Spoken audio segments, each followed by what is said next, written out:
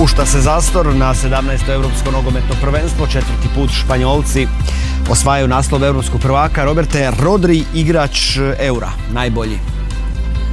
Rodri je odličan igrač i jako važan za Španjolsku. Pokazao se danas u drugom poluvremenu da mogu i bez njega održati visoki ritam, čak i ga i pojačati.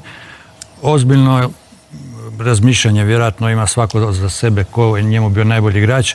Meni u svakom slučaju najbolji igrač Španjolske na ovom prvenstvu nije bio Rodri, nego je bio sigurno Dani Olmo. Antone? Pa ja sam apsolutno suglasan. I u ovoj utakmici je stvorio fenomenalne situacije za svoje suigrače, a na kraju je spriječio sa gol crte 100% tu šansu, 100% Zicer izvadio. A one u prethodnoj utakmici neće govoriti kakva je to bila igra. Potpisuje. Olmo. Da. Vedrane, hoćeš, molim te, nešto da pogledamo kako je počela odluka na ovome susretu, odnosno što je prelomilo ogled. Vjerojatno taj prvi pogodak je ipak na kraju odlučio utakmicu. Otvorio da pokažem na libero. Da vidimo što se događalo kod gola Nike Williamsa gdje je Jamal odigrao ključnu ulogu. Evo, režija je pustila. Pa ono što smo pričali u prvom poluvremenu, što su Englezi jako dobro radili, te međuprostore nisu dali Španjolcima da uđu u međuprostore. Sad ćemo vidjeti tu kako se Olmo gore lijevo ostaje sam i tu se pojavljuje Jamal. Evo, možemo ga vidjeti tu njih dvojicu kako stoje. Vidimo Engleze. 4 igrača brane 4 igrača. Bellingham jako usko stoji. Treba se raširiti jer mu se Carvajal digo. Tu je zakasnio. Tu je u biti najveća rupa i nastala. Ali vidimo sva 4 su slobodna. Bellingham kasni. To je kvaliteta Carvajala da je odigrao iz prve. Da je primio, vjerojatno bi ga Bellingham stigao. Luka Shaw isto treba malo bliže ući. Gay je trebao malo popratiti, isto obojica su kasno. U biti jako su loše branili te pozicije koje su u prvom poluvremenu svjetski branili. Roberte, što se piše, Nico Williams navodno ponude pljušte, samo 57 milijuna je 58 milijuna je otkupna klauzula. U današnje vrijeme to je samo. Pitali su ga novinari Marke i Jasa koji su vrlo su agresivni inače po tim pitanjima i nije htio odgovoriti da ostaje u sadašnjem klubu. To znači da je vjerojatno postoji mogućnost da bude prodan. Dakle, zapravo klub ga ne može zadržati ako se neko pojavi plati 58. Samo znači njegova je odluka da li će prihvatiti neke od tih ponuda, a tu je prva ona koja se odnosi na Barcelonu zbog njegovog velikog inače prijateljstva sa Jamalom.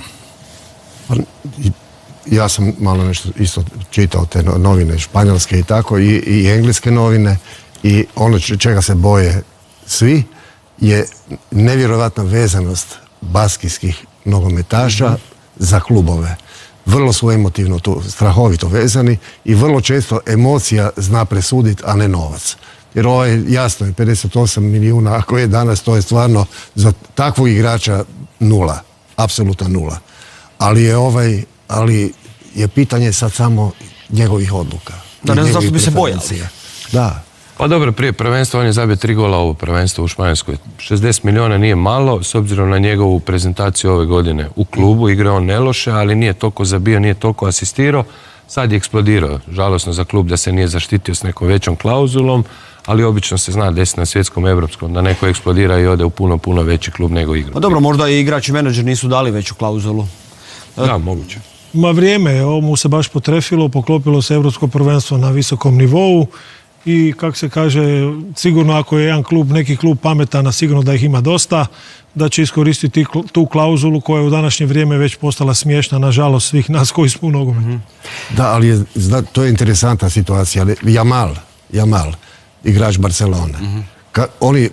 On je potpisao ugovor s Barcelonom, ali potpisao je jedan vrlo interesantan ugovor. Ugovor do 19. godine. I Barcelona je pokušala sa njim već prošle sezone produžiti taj ugovor. Međutim, ne, stop. Do 19. godine ima ugovor. I to je sad velika vatra. Jedan takav igrač. Ne može igrati. Da, ne može. Naravno. I sad dolazi situacija takva, ti sa 19 godina možeš ovakvog igrača izgubiti. Dobro, priča se tu o strašnim ciframa. 200 milijuna. Ne, klauzula Jamala je milijarda. Milijarda? Samo? Samo milijarda i to za ove šejke, ako oni pod navodnike polude, neće biti problem. Ali naravno karikiram, ali on sasvim sigurno je rekao da neće ići iz Barcelone. Da? To je lijepa odluka. Englezi su počeli disati tamo negdje 15-20 minuta prije kraja, Tomo, kada je Palmer pogodio zaista fino u sami kut, fantastično, ali moramo reći da je lopta dodirnula nekoga i na taj način prevarila Simona. Dirala je Ruiza u petoj, promijenila je mrvicu, je dobila rotaciju, otišla u sami kut, vjerujem da bi išla više prema sredini, da bi to golman skinuo, ali ko te pita, ko ne šutira, taj ne može ni zabiti, tako da jako puno golova pada iz nekakvih odbijanaca, pogotovo ovo Europsko prvenstvo bilo jako puno autogolova, lijepi udarac i opet su te promjene Englezima donijeli dašak nade, no međutim na kraju je Španjolska zasluženo. Trebamo reći da je ovaj gol bio lijep tehnički, jer je bila povratna lopta. Krasno je Bellingham. Bellingham je izvanredno spustio loptu i on je jako dobro pogodio lijevom unutarnjim dijelom. I inače, ne znam da li sam se ja nešto nisam vidio, ali čini mi se da nijedan gol nije pao iz slobodnog udarca na ovom prvenstvu. Nijedan, prošli Euro je samo jedan. Isto tako samo jedan. Da, vrlo malo se znači da više nema dobrih strelaca ili šta? Sve manje specijalista za slobodne udarce. Prije ih je bilo svaka ekipa je bar imala jednog specijalista slobodnjake, danas sve manje i manje. I ti kad zbrojiš, kad smo gledali na ovom evropskom prvenstvu, nije bi ni bilo blizu. Bilo koji igrač, bilo koje ekipe, ništa. Slobodne udarice kad smo gledali, nismo vidjeli niti jedan opasan udarac. Dobro izveden, da bi mogao zaprijetiti vrataru. Da, igrači iz klupe su opet odigrali važnu ulogu. Sve smo ih pogodili. Palmera i Oyarzabala. Koji je puno te šanse došle iz igre. I čak engleski gol koji je fantastičan bio isto, sve je došlo iz igre, znači kroz igru. Ali moramo reći da Morata je jedan od najhvaljenijih igrača u španjolskim medijima i od izbornika De La Fuente, da je taktički napravio ogromne stvari, iako nije dao zgoditak. Dobro, neće loše govoriti po njemu kad ga drži u... Ne, ali odlično igra. Da, bez pogovora. Dani Olmo, opet govorim, svojatamo ga, ali zaista je lijepo da je takav mladi igrač stasao u Hrvatskoj. Ovdje je spasio Španjolce na samome kraju. Ali on je igrao u Dinamu, u hrvatskom prvaku, igrao u Hrvatskoj ligi i od tud je otišao u Zvijezde. Pa dobro, tad je Dinamo bio koji stvara igrače, koji je dobio šansu da igra i da se pokazuje da igra bez opterećenja. Znači dodatno, sve mu se posložilo. I ovo je sad kulminacija. I sad je, kako kažu ovi naši u Dalmaciji, vrime. Za veći klub. Za veći klub. Jer on je prerasao Leipzig. Njegov otac je dao intervju protekli dana također u španjolskim medijima i rekao je da su mu govorili i prijatelji da je lud da šalje sina iz Barcelone u Hrvatsku. I on je rekao da u jednom trenutku toliko njih mu je to govorilo da je čak u jednom trenutku i sam pomislio da stvarno ne radi dobro, ali da je ubrzo shvatio da je to najbolji potez koji mogu napraviti za karijeru sina. To moramo i čestitati Andiju Bari, menadžeru koji je odradio taj posao. Kogod je bio u tom poslu to je nevjerojatno da je to netko uspio napraviti. Vedrane, Olmo, igrač koji je, neću reći ponikao u Dinamo, ali igrač koji je stasao u pravog igrača baš u Hrvatskoj. Pa Dinamo mu je dao seniorsku šansu, to je jako teško dobiti u ovako velikim klubovima i on je to objeručke prihvatio, iskoristio, radi se o ekstremnom talentu, bio kapitan Barcelone do 16-17 godina, standardni reprezentativac i mislim da je tu Dinamo jako puno profitirao. Mislim, ako ode u Manchester City, što govore o 60 milijuna, Dinamo će na kraju dobiti 35,5 milijuna.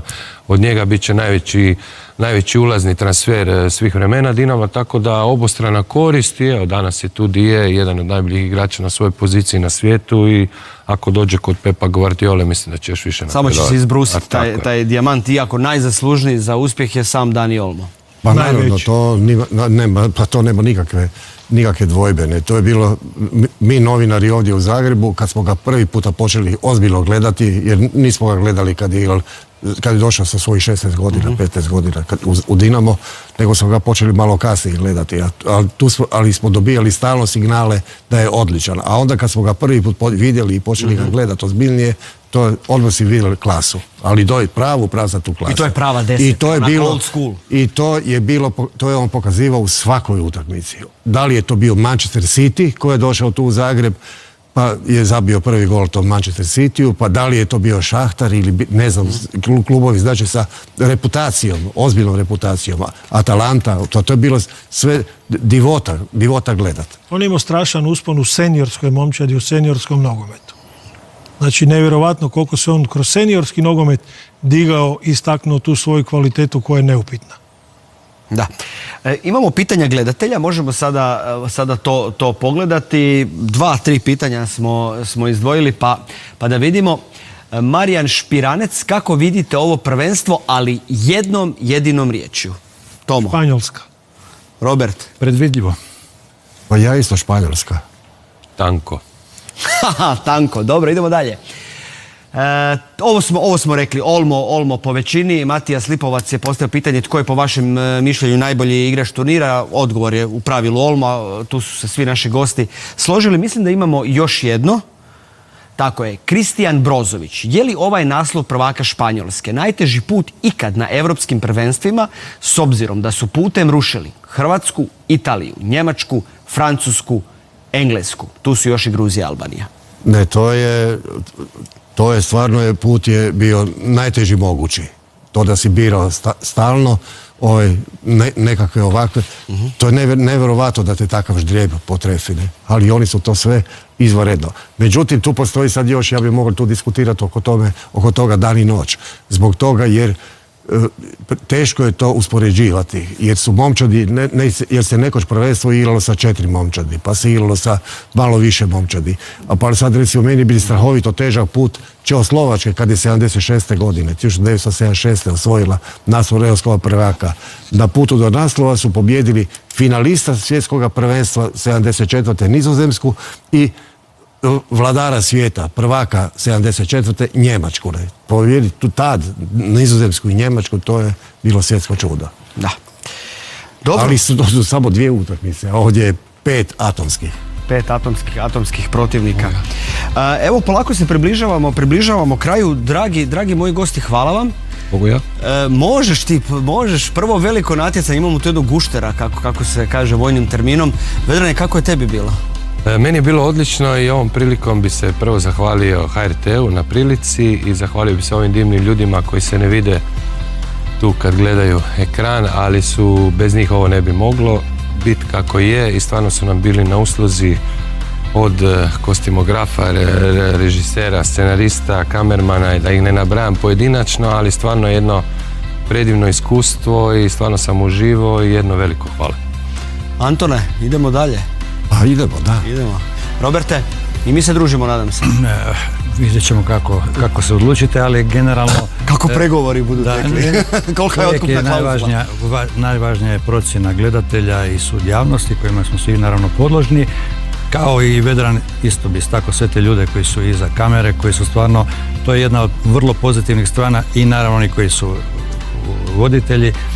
Jedan od razloga zašto će mi ostati vrlo, pogotovo sada u ovim godinama, dojmljivo ovo iskustvo, jer je ipak ovo jedna nogometna emisija koja se bavi nogometom, koja se bavi stvarima koje su bliske nogometu i koja se ne bavi trivijalnostima i ne bavi se nekakvim, stvarima koje su opkolile nogomet i sve više se nameću. Zato sam u tome uživao, jer takvih medija danas realno ko misli tako, ko ne misli, to je njegova stvar. Moje mišljenje takvih pristupa nogometu sve manje. Tomo, stari Vuk. Pa samo da ponovim, hvala svima, već smo se susreli više puta, više godina. Ja inače nisam čovjek kojeg se bojim, ali prema šefici imam takav respekt. Da mi ne pada na pamet da minutu zakasnim kad dolazim u studio. Dobro. Hvala svima, hvala i vama poštovani gledatelji. 31 emisija je iza nas, završilo još jedno europsko prvenstvo, ali završio je tek prvi veliki projekt Hrvatske televizije ovoga ljeta. Sada 7, 8, 9 dana nekakvog odmora, ali tu ima i dežurstava i svega, nema kod nas odmora, pa kreću Olimpijske igre u Parizu, kreću svakodnevni prijenosi, snimke, emisije od 8 ujutro pa negdje do ponoći. Ponovno ćemo se družiti, ali uz druge sportove. Pratit ćemo naše rukometaše, naše vaterpoliste, naše atletičare, naše strijelce, da sad ne nabrajam jer ću sigurno nekoga zaboraviti. Uglavnom, Olimpijske igre su u Francuskoj, Pariz je domaćin i još neki gradovi i vjerujem da će naši gosti pratiti sve naše zadatke i pratiti naše sportaše i na Olimpijskim igrama. Evo ga, toliko od nas i srećan pozdrav do novog druženja.